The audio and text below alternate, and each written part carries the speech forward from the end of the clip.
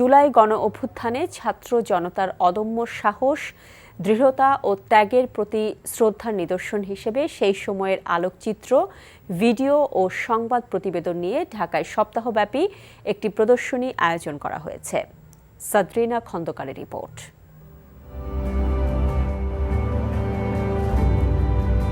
জুলাইয়ের কোটা সংস্কার আন্দোলন থেকে 5ই আগস্ট সরকার পতনের ঐতিহাসিক সময়ের বিরল আলোকচিত্র, ভিডিও এবং সংবাদ প্রতিবেদন নিয়ে ৩৬ জুলাই নির্ভীকদের অভিবাদন শিরোনামে দ্য ডেইলি স্টার আয়োজন করে এই প্রদর্শনীর।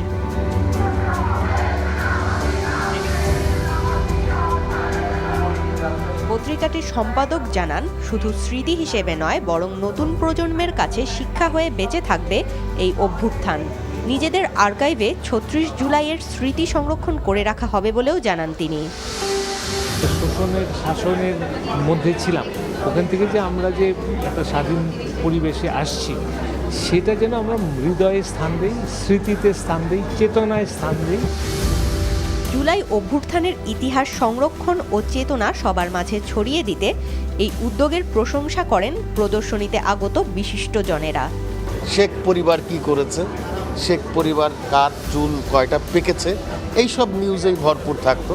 ফ্যাসিস্ট শেখ হাসিনা কতটা দানবীয় ছিল সেটা মানুষকে আরেকবার স্মরণ করানোর জন্যে প্রদর্শনীর আয়োজন করলাম। আয়োজনে জুলাই আন্দোলনে নিহতদের পরিবারের সদস্য ও আহতরা তাদের স্মৃতি তুলে ধরেন। প্রিয়কে আমরা সবাই খুঁজছি, সেদিন আমার ছেলেকে সবাই খুঁজছে, রাত 1টার সময় জানলাম আমার ছেলে আর নাই। আমার 4-5 দিন আমি অজ্ঞান অবস্থায় ছিলাম, মানে চিকিৎসা ঢাকা মেডিকেলে বলতে তখন ছিল না, এরকম একটা ভালো ছিল না, অবস্থা অনেক ভয়াবহ ছিল।